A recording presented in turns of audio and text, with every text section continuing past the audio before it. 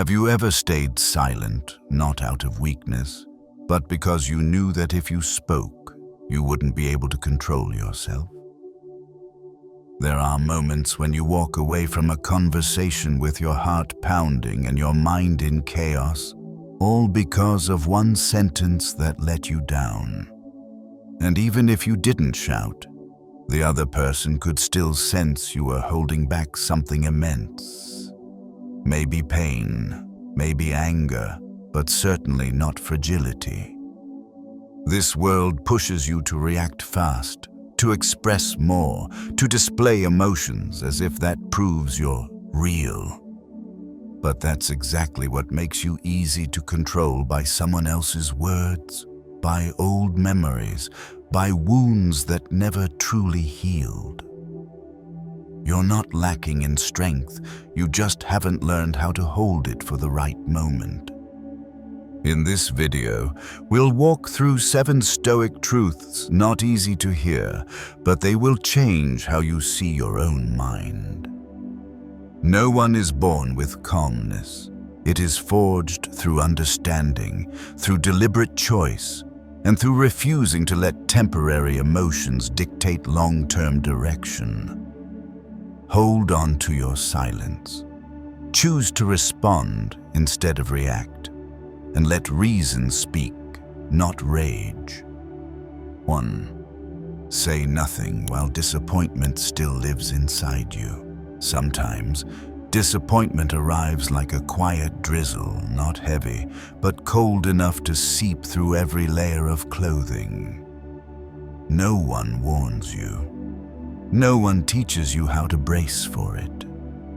A poorly timed remark, an action that fails to meet expectations, or a cold glance in the moment you needed empathy, and suddenly, everything inside you shatters into invisible pieces. You don't scream, but your mind is screaming. You want to respond, to question, to make someone see how wrong they were, but deep down, you know that if you speak now, it won't be reason that's speaking, but your wounds. Disappointment is betrayed expectation, but what hurts you isn't what they did, it's that you once believed they wouldn't do it. And because of that, your first reaction is always the wrong one. Because it doesn't come from clarity, it comes from feeling lost. The Stoics understood this deeply. They didn't teach emotional suppression.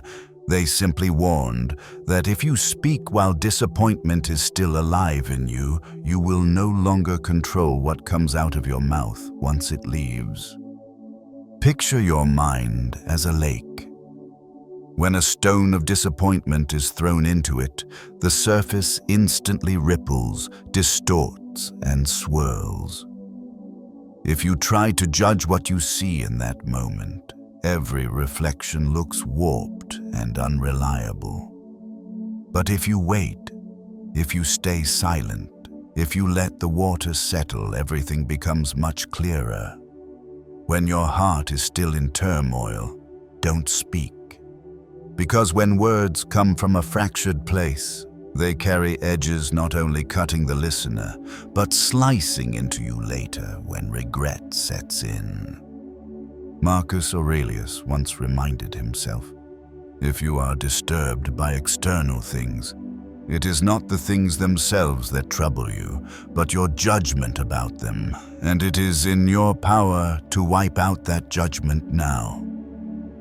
Words born in chaos carry no wisdom, only consequences. You might think silence means they won't understand, but in truth, silence at the right moment is the fastest way to make others start paying attention. Not because you're avoiding, but because you're creating the distance needed to reclaim control. Here's a simple survival rule. When the fire hasn't gone out, don't touch the ashes. When disappointment is still smoldering in your chest, your words become the final gust of wind that turns it into wildfire. But if you wait, if you breathe, If you let it burn itself out, you'll see what remains, not with the eyes of hurt, but with the eyes of wisdom.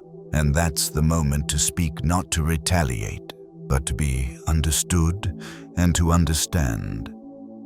Emotions aren't the enemy, but emotions must pass through a filter before they become action. That filter is pause. Silence doesn't mean weakness. It is strength, waiting for the right moment. Like a sword still sheathed, everyone knows it's there, and you're clear-headed enough not to draw it just to prove a point. Some conversations are better left for tomorrow. Some messages are better left in drafts. Some reactions are best saved for a cooler mind. Because the truth is, when you speak from disappointment, you're not trying to resolve, you're trying to release. And release doesn't always bring the right result. Disappointment is your chance to observe yourself. It reveals that you've expected too much, trusted the wrong person, or tied your self-worth to someone else's recognition. But you only see this after the waves settle. After you've stayed silent long enough to realize it's not the world that needs adjusting, it's the lens inside you. Next time someone disappoints you, stop. Don't text, don't call, don't speak just to fill the space where hurt now lives. Sit with that pain for a moment. It won't kill you. It's only reminding you that you're still alive, still feeling, and still learning to master yourself. And if you can pass through that moment without letting it dictate your behavior, then you've just done something not everyone can. Kept your power, even while wounded. 2. Anger isn't strong, it's just loud. Silence after disappointment is the beginning of self-control. But that silence isn't enough if you haven't yet learned how to move through an even fiercer emotion: anger. If disappointment is a quiet wound, then anger is a spreading fire.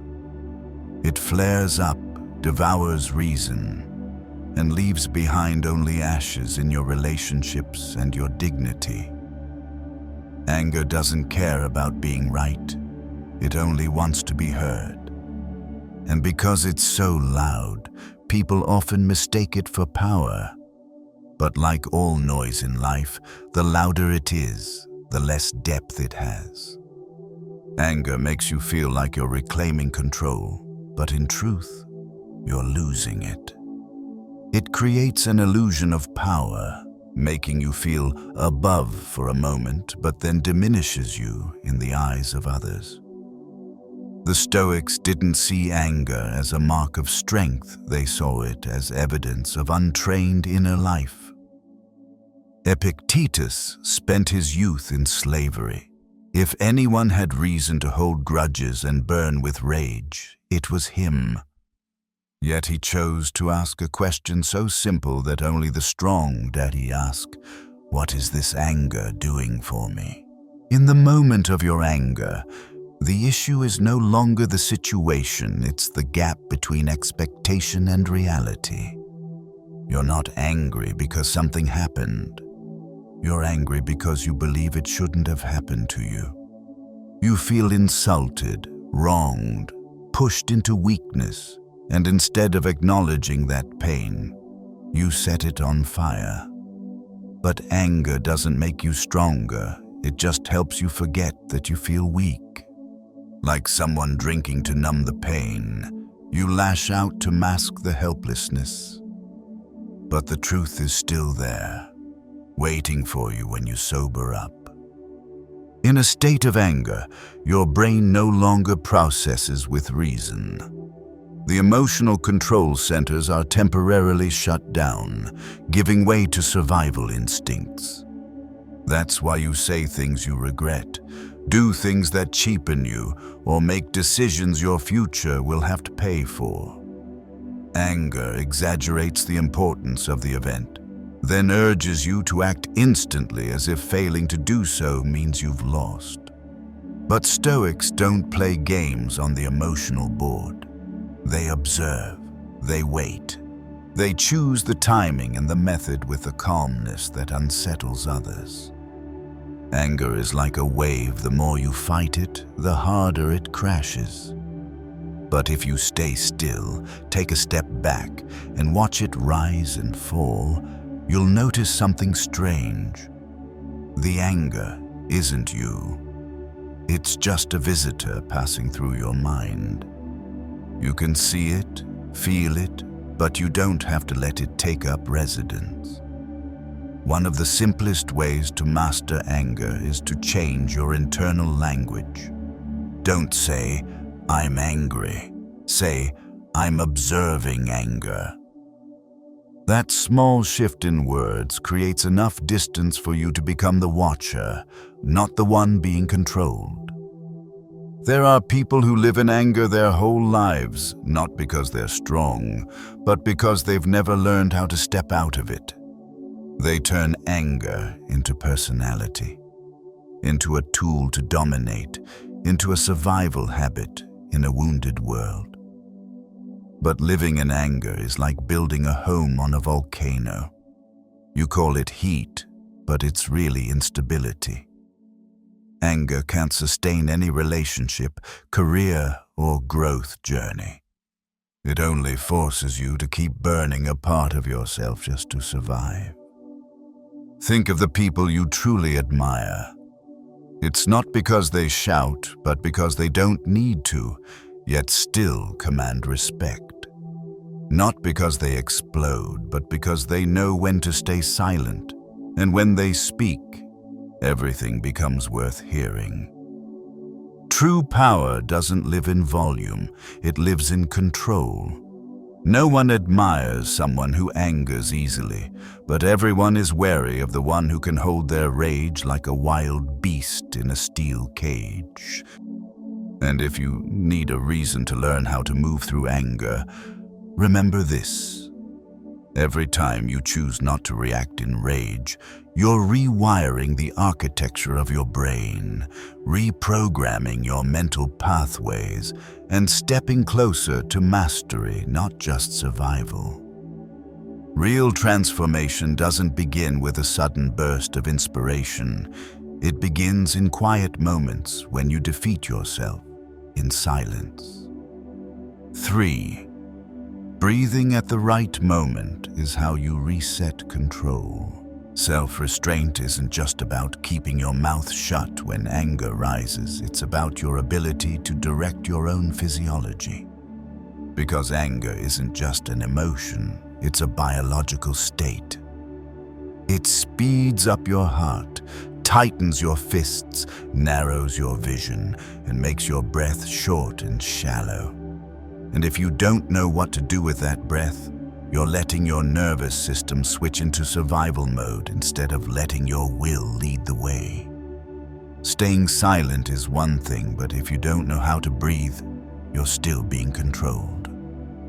Breathing, it sounds too simple to be a tool for emotional mastery.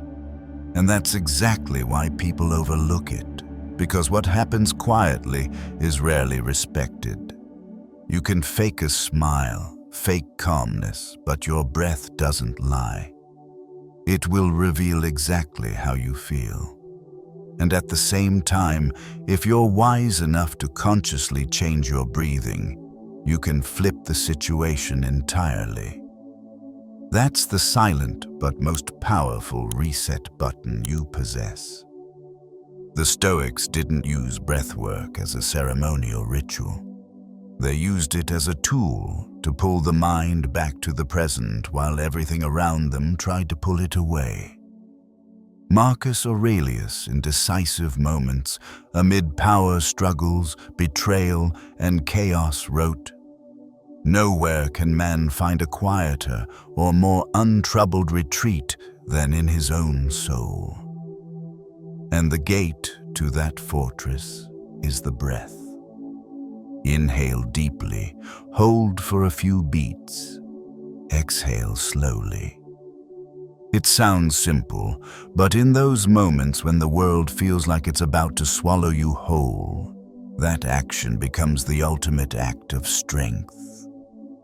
Not everyone can pause in the middle of a confrontation or a heated debate just to breathe.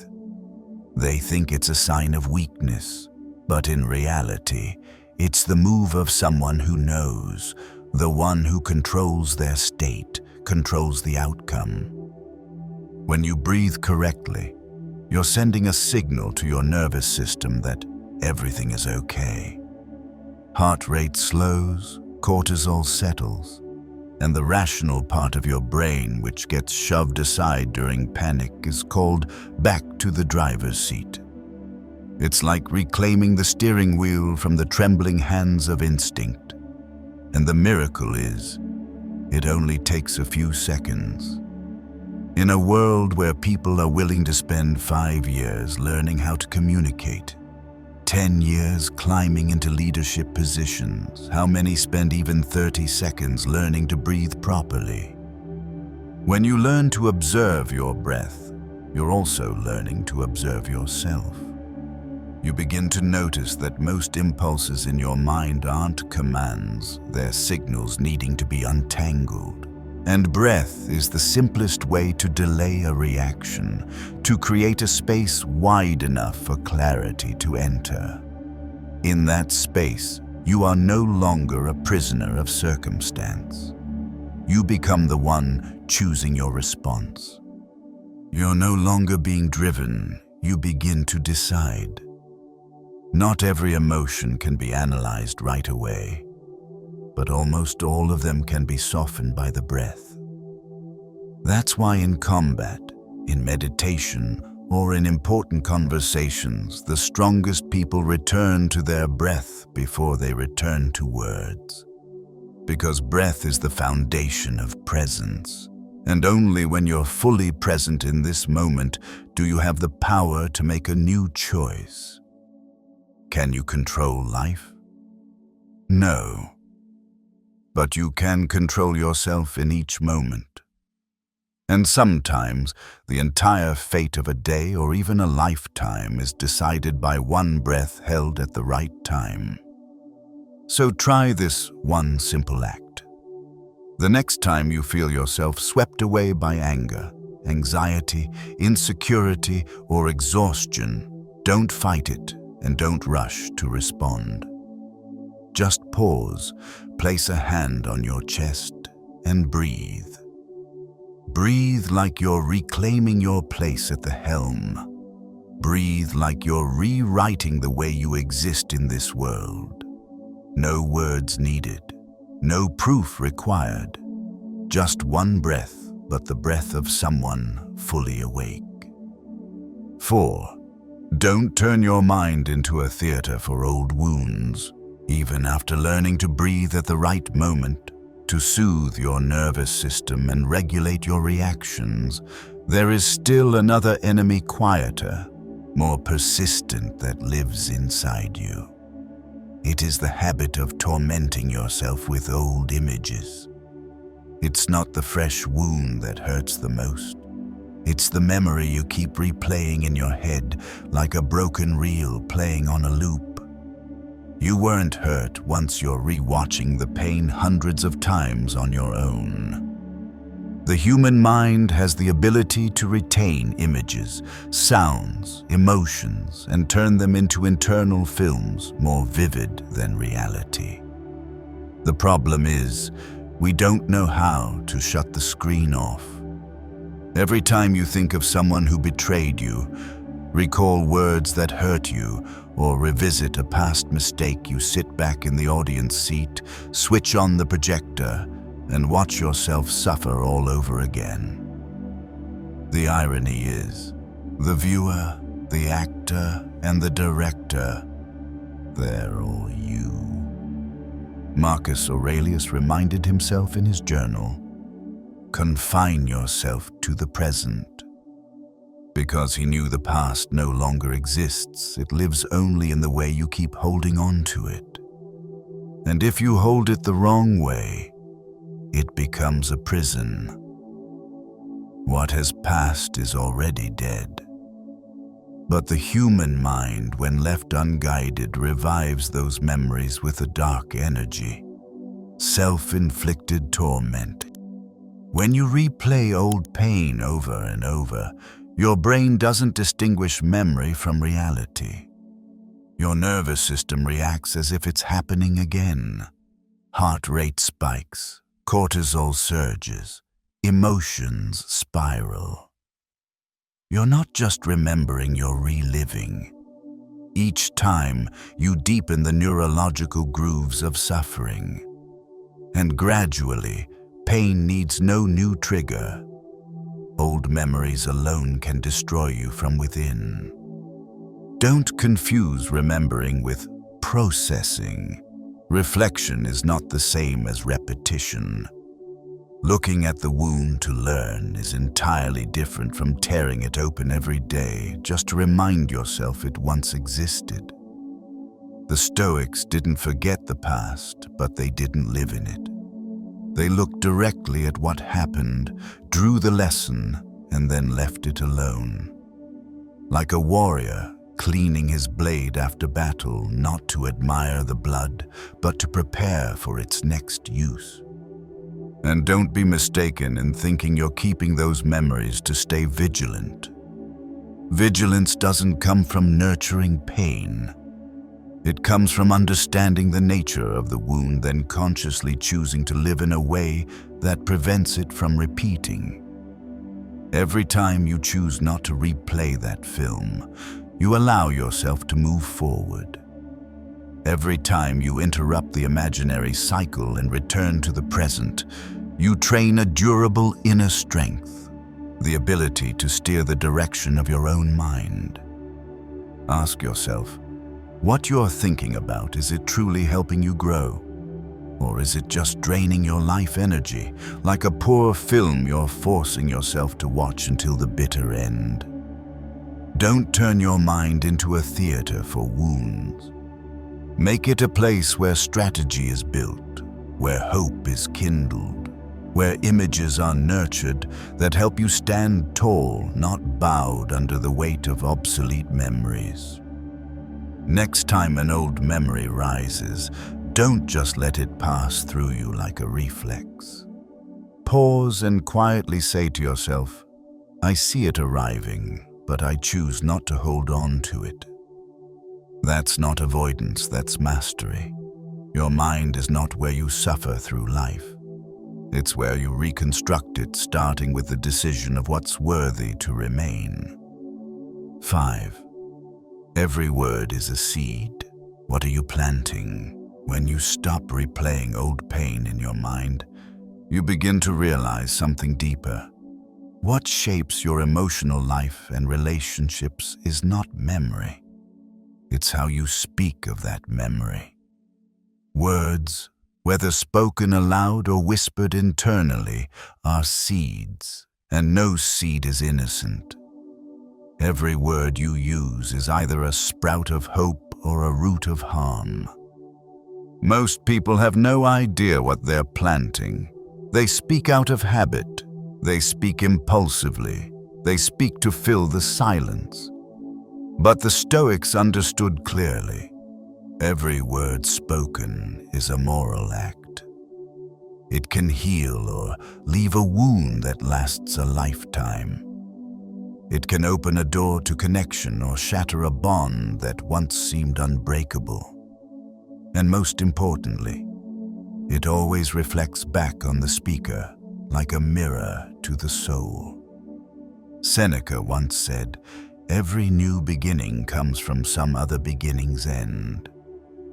But he also emphasized that such beginnings don't always require grand gestures sometimes. It only takes the right words at the right time.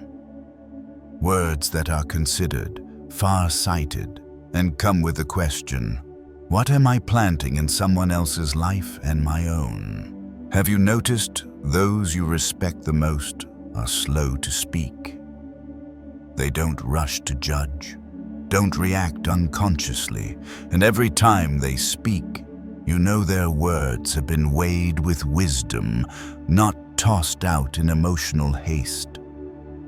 In contrast, those who drain your energy are often the ones planting seeds of doubt, judgment, or negativity through their words, their tone, or even their silent contempt.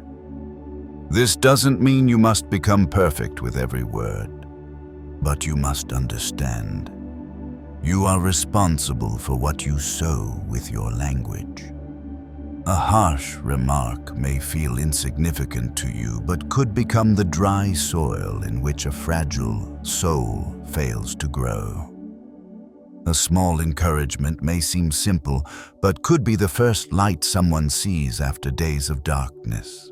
And in both cases, you are the sower. We often judge people by their actions, yet words are the first actions.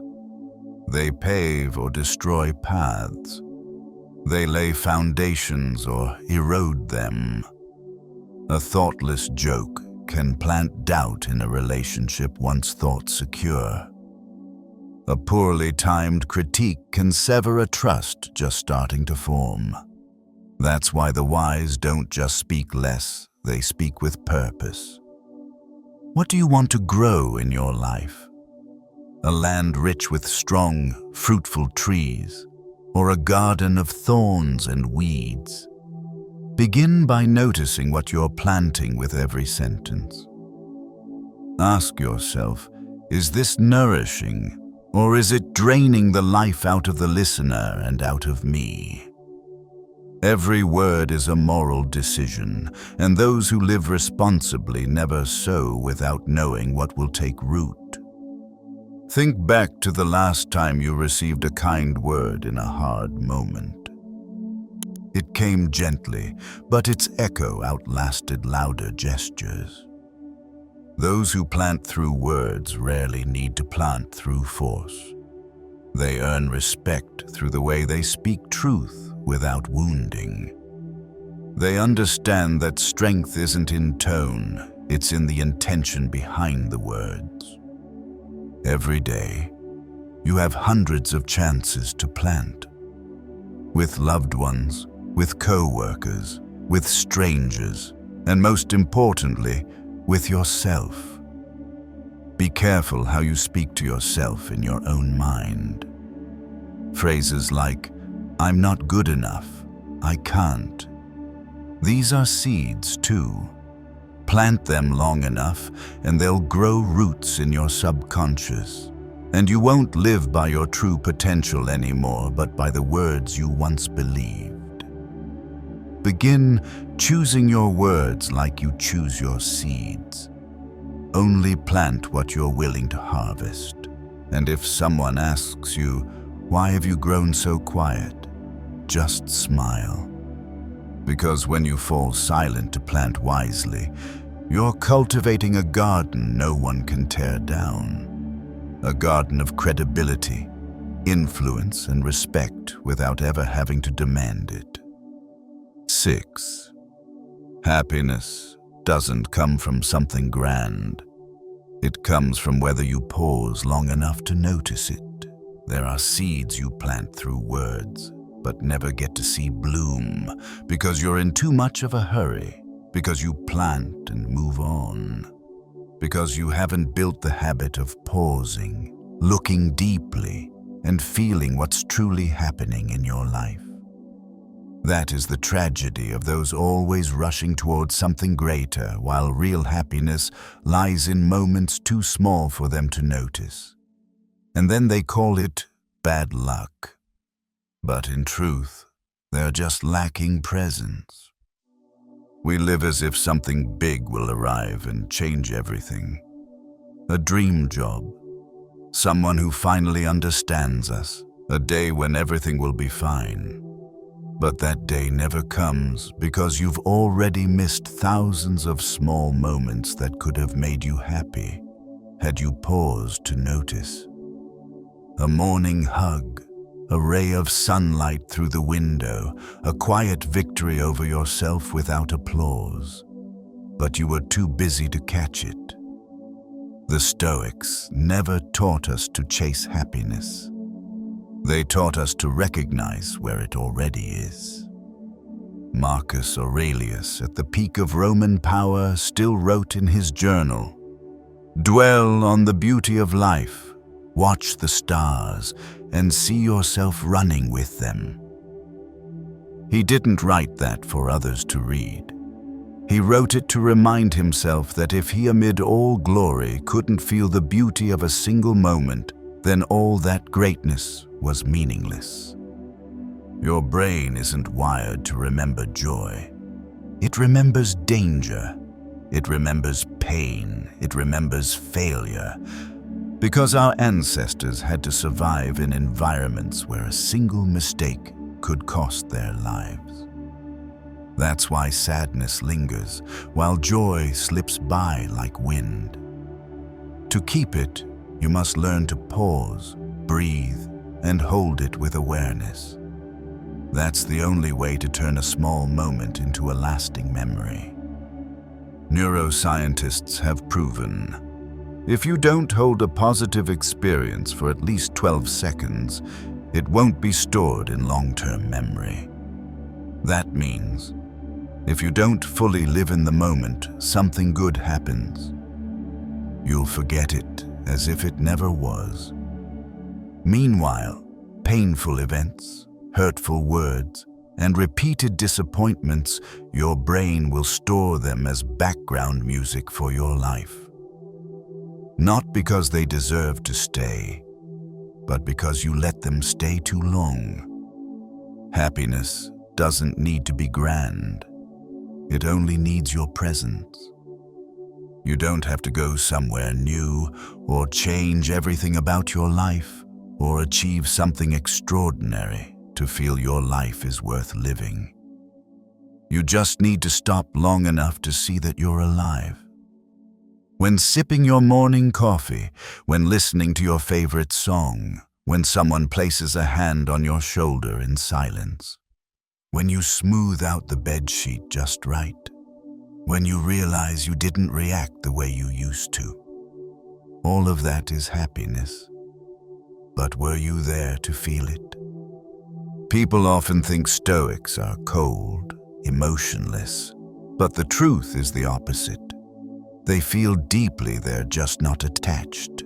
They can admire a sunset without needing a photo, engage in a conversation without needing to record it, live fully in each moment without needing to prove it. And for that reason, they're nourished from within, not by stimulation but by presence, not by fireworks but by absorption. Practice one simple thing that could transform your inner life. When something good happens, no matter how small, pause for at least 20 seconds. Don't rush to the next task. Don't jump to respond. Just breathe and notice everything. The light, the sounds, the sensations in your body, the heartbeat, the taste on your tongue. The clearer it becomes, the longer your brain will hold it. You're not just being happy, you're training your mind to recognize happiness. And once it learns, it will start noticing more reasons to feel grateful than you ever expected. It's ironic we live in an age where everything can be recorded by technology, yet real experiences keep slipping away. We have thousands of photos, but no clear memories attached to real feelings. We record everything, but don't live through anything. And so, despite having more than any generation before us, we feel emptier than ever. You don't need anything more to feel your life is worth living. You just need to relearn a forgotten skill. Stay longer in what is already good. And once you do, you'll realize happiness never needed to be grand. It just needed you to stop overlooking the small. 7. Return to the present, because it is the only place where your power still exists. We don't lack happiness, We just lack the time to stop and feel it. But there's an even deeper paradox. The faster you run, the further you move from the present. And when you no longer live in the present, no good thing can truly touch you. No matter how abundant or deep, it becomes only an echo if you're not there to hear it. The question is not, what are you doing with your life? But rather, are you even present in your own life? Have you noticed? When you recall a past mistake, your heart still races as if it's happening again. When you think of something bad that might happen tomorrow, your hands turn cold and your breath shortens. The brain cannot distinguish between past, future, and present. It only knows one thing: what you're thinking about right now. And if you keep dragging your mind into what was or what might be, you're slowly abandoning the real life unfolding in front of you. Marcus Aurelius wrote, "Confine yourself to the present." He didn't write that as poetry. He wrote it as an act of inner survival. Being emperor didn't exempt him from anxiety, anger, or loneliness, but he learned one truth. Every worry begins the moment we leave the only place where decisions can be made, the present. Most people live like exhausted time travelers. They stop in the present only to refuel, then dive back into mental journeys where they have no power to change anything. They live with the scripts of what if, should have, if only, soon. But they forget this. The past remains only as memory. The future exists only as imagination. Only the present is alive. And only in the present can you touch your life with both hands. Some may say, I can't live in the present because my present is too painful. But the truth is, you're not hurt by the present. You're hurt by the story you're telling about it. The physical pain, the loss, the mistake, they are real. But did you let them end when they happened, or have you kept chewing on them in your mind for weeks, years? You cannot stop life from happening, but you can stop being stuck in it. And that begins with one act: returning to the present. When you're fully present in a moment, whether washing your hands, listening to music, folding clothes, or walking, you're building a kind of mental muscle. Attention. And where there is attention, there is power. Because you're no longer acting on reflex, no longer driven by old memories or future fear. You are choosing. Choosing how to see, how to think, how to feel, how to act. The present is the only territory where your inner sovereignty remains. The Stoics called this the practice of presence, not as something mystical, but as a survival skill. They trained it by asking themselves throughout the day, where is my mind? And when they noticed it drifting, they gently brought it back. No blame, no judgment, just return. And every return is one more refusal to let your life be ruled by memory or illusion. One more reminder: you still have the power to choose. Presence is not escape from reality, it's the clarity to accept it as it is and act from your deepest self. It's when you see the truth without judging it, feel pain without amplifying it, accept imperfection without surrendering to it. Presence is when you face what's happening and say, I don't need to control everything. I just need to be here and choose a response that honors who I am. I used to think I was strong when I reacted quickly, when I could instantly strike back at anything I didn't like. But the older I grew, the more I realized the opposite. Reacting isn't power, it's instinct, but silence, deliberation, and a conscious step back that is real strength. Once I was insulted in front of a crowd. All eyes were on me, waiting for a reaction, but I just stood up, said nothing, and walked away. The other person was confused.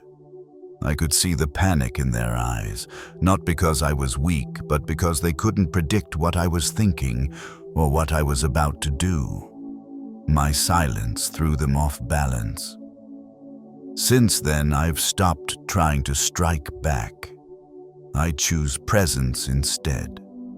Silence, observation, and only make decisions when I'm truly ready. Because I understand now. The mind is the final fortress, and no one has the right to enter unless I open the gate. If this video helped you reconnect with the strength inside yourself, please like, subscribe, and turn on notifications so you don't miss the next one. Remember, you don't need to be loud to be powerful. You just need to be deep and alert so you're not easily swept away. Every decision you make today is how you rewrite your fate with your own hand. See you in the next video.